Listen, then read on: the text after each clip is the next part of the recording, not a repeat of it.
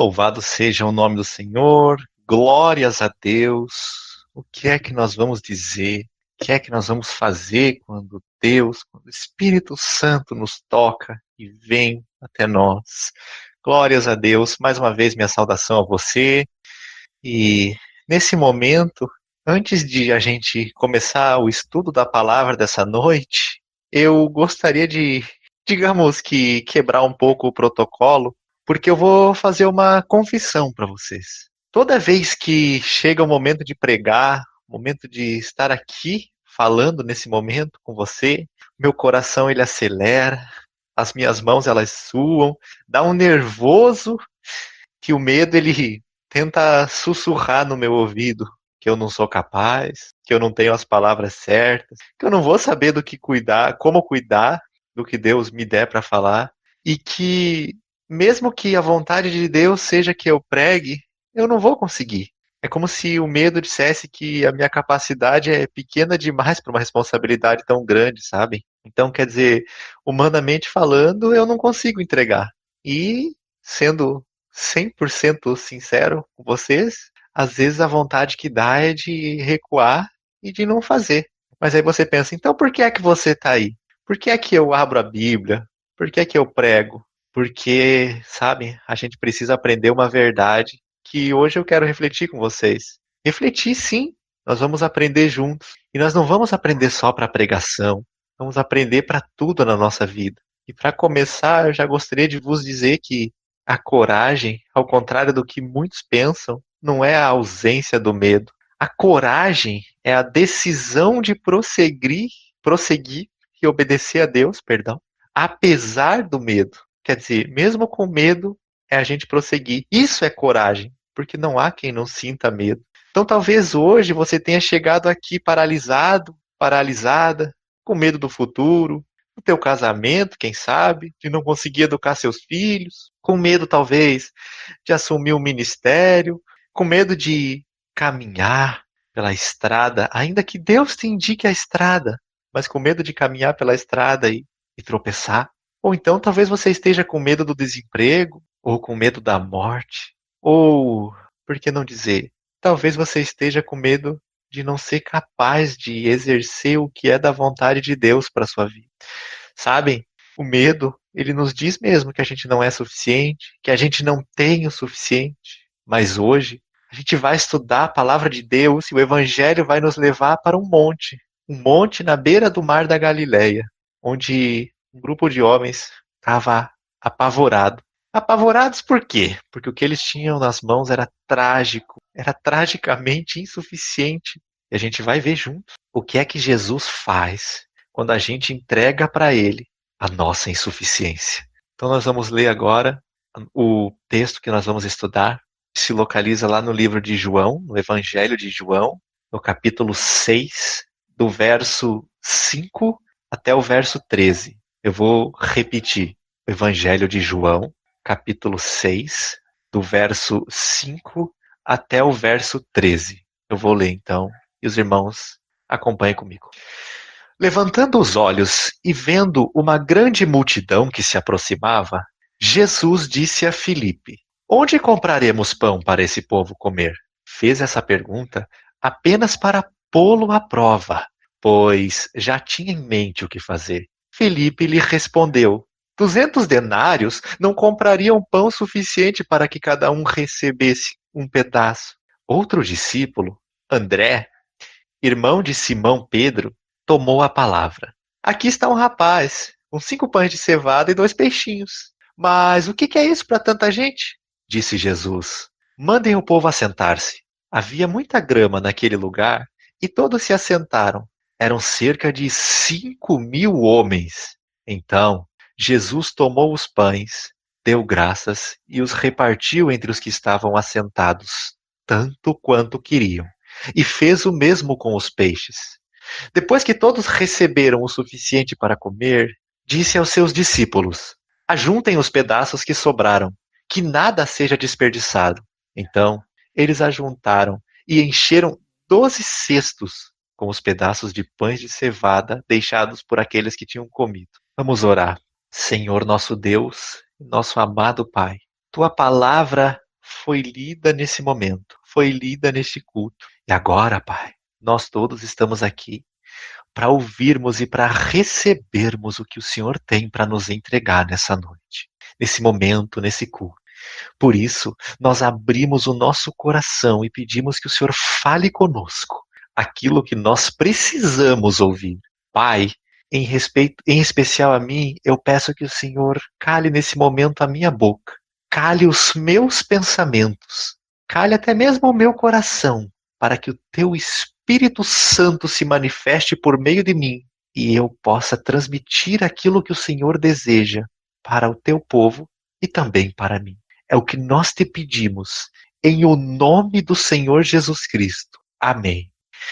Então, para que a gente sinta o peso desse texto que a gente acabou de ler, da multiplicação dos pãezinhos e dos peixes, é preciso que a gente compreenda primeiro o cenário, né? O contexto histórico. Então, preciso dizer para vocês que aquele lugar onde eles estavam era deserto, era afastado das cidades. A hora já era avançada, o sol já se punha e a multidão, redundantemente falando, não era pequena. Quer dizer, a Bíblia diz que eram 5.000 homens, sem contar mulheres e crianças. De acordo com os historiadores, há quem calcule que ali havia entre 15 e 20 mil pessoas famintas. Quer dizer, eles não tinham supermercados abertos, não tinham como pedir comida num aplicativo, e a responsabilidade caiu no colo dos discípulos. Agora, imagine o medo de Filipe e de André.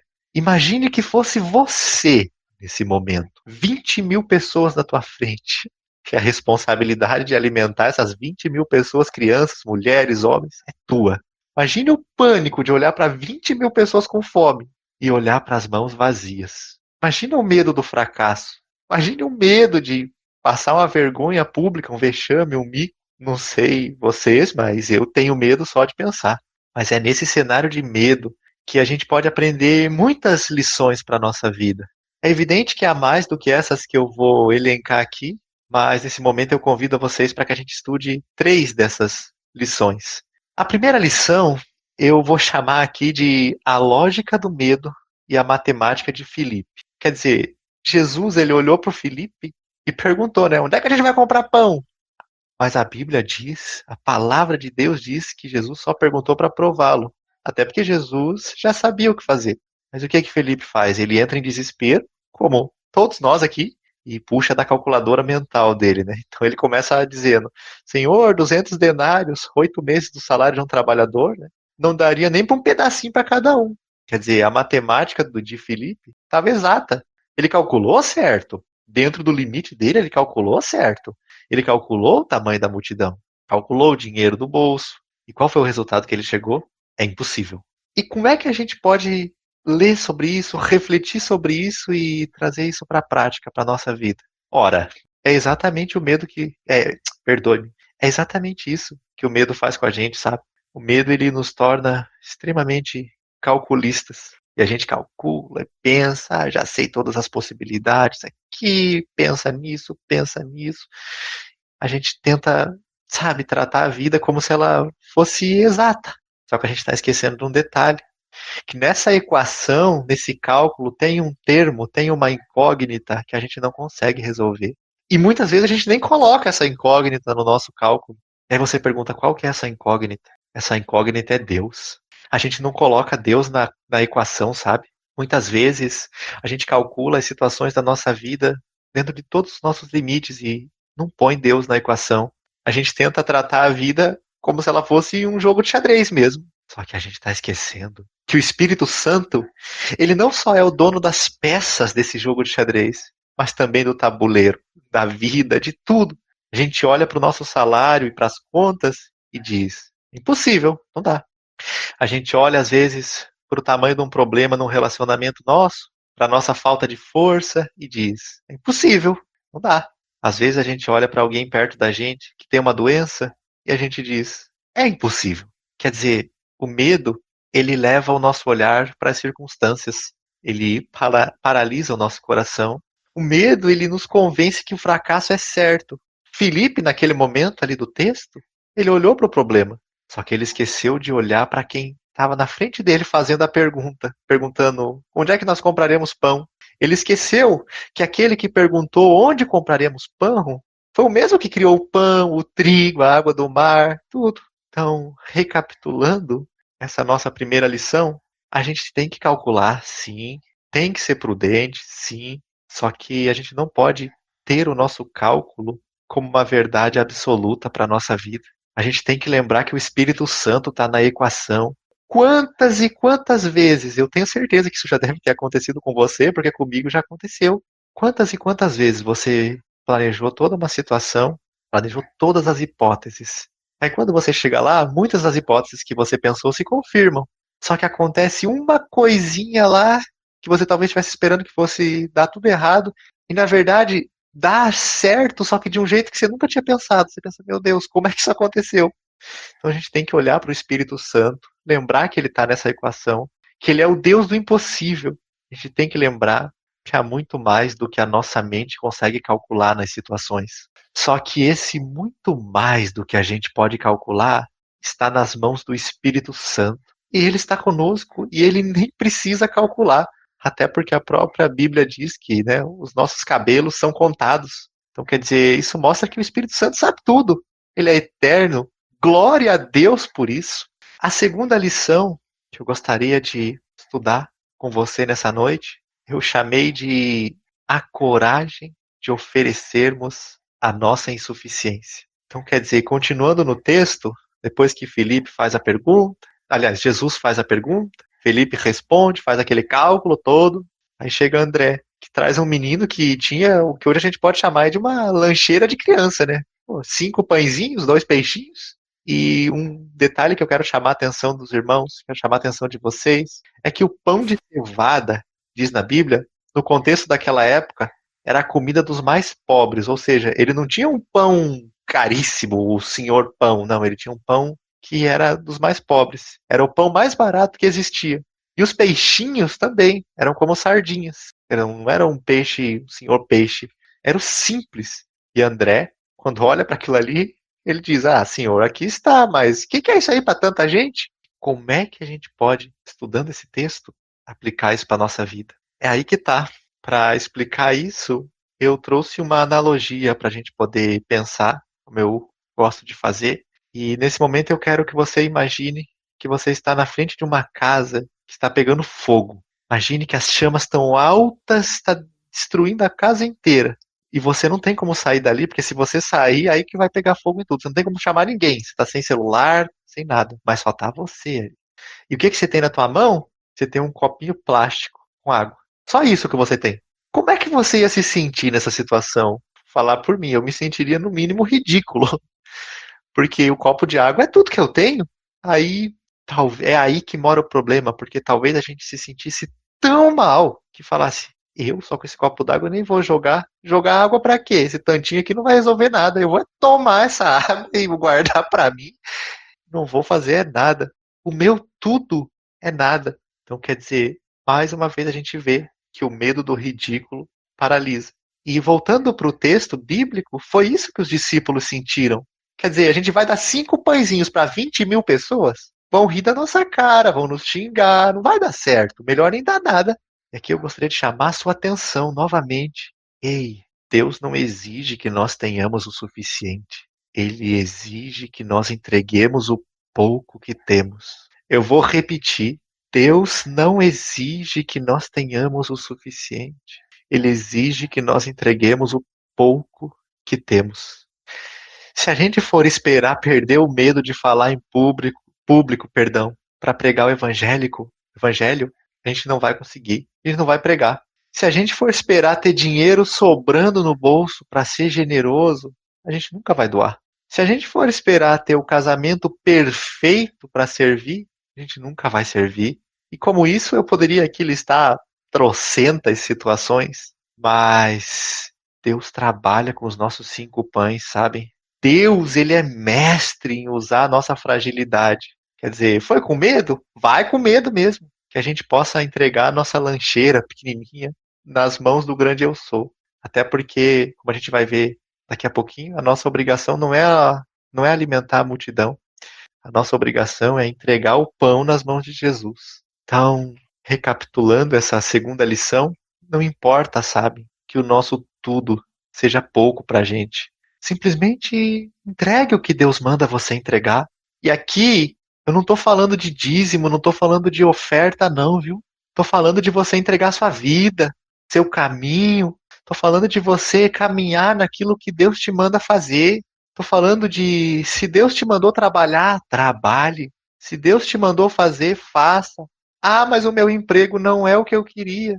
Mas você tem que estar aí agora. Se você precisa passar, passe. Não pare. Se você está num caminho difícil, se você está numa situação difícil e você parar de caminhar, você vai continuar ali.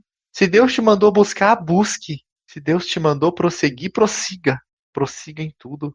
Sempre tendo Deus como teu único norte, porque Ele faz com que o nosso pouco seja muito. A terceira e última lição que eu gostaria de estudar com vocês nessa noite, nesse culto, eu chamei de o milagre acontece nas mãos de Cristo. Observem a majestade de Jesus. Quando ele viu aquele tanto de gente e só os 5 pães e os 2 peixinhos, pegou aquilo na mão, ele não entrou em pânico, não. Ele só mandou o povo sentar, que a Bíblia diz, né, que ele tomou os pães, deu graças, agradeceu e distribuiu. O pão começou a ser quebrado e não acabava. O peixe começou a ser partido e não acabava. Reparem nisso. O milagre da multiplicação não aconteceu nas mãos do menino que doou os pães e os peixes. Não aconteceu nas mãos dos discípulos que trouxeram o menino ou que entregaram. O milagre aconteceu nas mãos de Jesus Cristo. E vocês sabem o que é que isso nos ensina?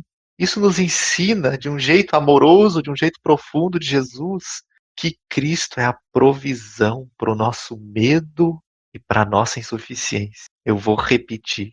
Cristo é a provisão para o nosso medo e para a nossa insuficiência. Algum tempo depois, ainda no livro de João, Jesus diria que ele é o pão da vida. Ou seja, aquele pão que foi partido ali naquele monte para alimentar a multidão era apenas uma sombra.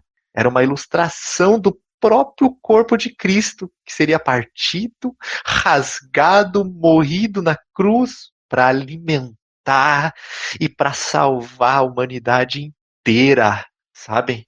A gente tem medo porque a gente olha para as nossas mãos, mas na cruz, Cristo estendeu as mãos dele e permitiu que fossem pregadas, para que hoje as suas mãos cheias de graça, as mãos dele, né, cheias de graça, pudessem nos sustentar. Cristo não apenas nos dá o pão, ele é o pão que mata a fome da nossa alma e acalma o terror do nosso coração, que a nossa alma tenha sede de ti, glórias a Deus. Então, recapitulando essa terceira lição, o milagre ele acontece nas mãos de Jesus. Então, muito ligado na segunda lição que a gente viu, entregue, faça o que você tem que fazer, siga a vontade de Jesus, porque o milagre acontece quando os pães estão nas mãos dele, viu? Não na nossa. Se você não sabe que é a vontade dele, pergunte, busque, ore. Ele sempre vai fazer questão de te mostrar, sabe? Deus ele sempre faz questão. Ele mostra das mais diversas formas. Claro que, especialmente pela única, santa, maravilhosa palavra do Senhor, a verdade, que é a Bíblia. Então, estudadas essas 3 lições, eu gostaria de provocar você nesse momento te perguntando: qual que é teu deserto hoje? Qual que é a multidão faminta e assustadora que está na tua frente nesse dia? Qual que é a necessidade que está te assolando, sabe? Quando eu reflito sobre esse texto, eu chego à conclusão que a gente tem de parar de usar os nossos medos como apoio, sabe? Até porque o medo ele não é um apoio que nos ajuda a caminhar, sabe? O medo é um imã. Quanto mais a gente se achega no medo, mais a gente gruda. E quanto mais a gente gruda, menos forças a gente tem para sair. Porque como ele é um imã, ele puxa a nossa força para ele. Você já parou para pensar que quanto mais você se apoia no medo de alguma coisa, mais medo você tem daquilo? Mas eu vou te dizer, Jesus é maior que o nosso medo, viu? Sabe? Talvez nós tenhamos medo de falhar como líderes espirituais dos nossos lares. A gente diz: ah, eu não sei orar, então melhor nem orar. Eu não conheço a Bíblia toda, eu nem vou estudar, eu não vou conseguir ter todas as respostas ali, não vou conseguir ler a Bíblia inteira, ou vou conseguir ler a Bíblia inteira, mas não vou entender tudo. Vou estudar para quê? Nem vou estudar. Eu não vou compreender tudo. Não. Que a gente haja com o pouco que a gente tem. Que a gente pegue os nossos 5 pães, que a gente reúna os nossos filhos, os que estão próximos de nós, e oremos simples, mas de coração, sabe?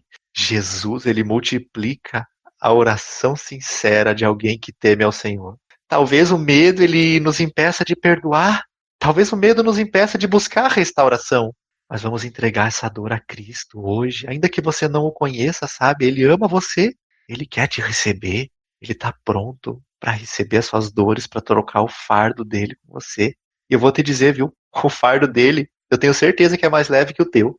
A gente foi chamado para ser luz. Então, se as pernas tremerem, que a gente dobre o joelho em oração, que a gente se levante, que a gente caminhe, porque o mesmo Jesus que multiplicou aqueles pães para 20.000 pessoas e ainda fez sobrar 12 cestos, um para cada discípulo que estava com eles, até nisso Jesus pensa. Esse mesmo Deus, o que fez tudo isso, ele está aqui com a gente nesse momento. E o nosso Deus é o Deus da abundância. É o Deus que trabalha através das nossas pequenas atitudes de obediência. E você se lembra lá daquilo que eu falei lá no começo dessa ministração, quando eu disse que eu vou pregar aqui com medo? Sabe, não pensem que é fácil. Não é, mas o negócio é tentar, é fazer. E nesse momento, sim, agora mesmo. Se você está ouvindo isso, se eu estou tentando pregar, não é porque eu sou melhor que você, não. De modo algum.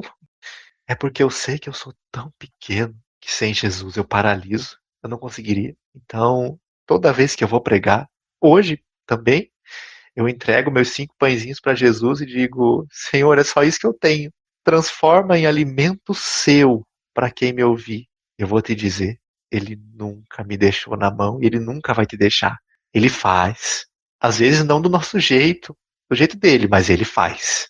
Sabe? Que a gente não fuja diante da multidão, que a gente não se esconda diante das dificuldades e que a gente possa entregar o pouco que a gente tem nas mãos daquele que é dono de tudo, que a gente confie nele, porque ele não falha. Ele transforma o que está perdido.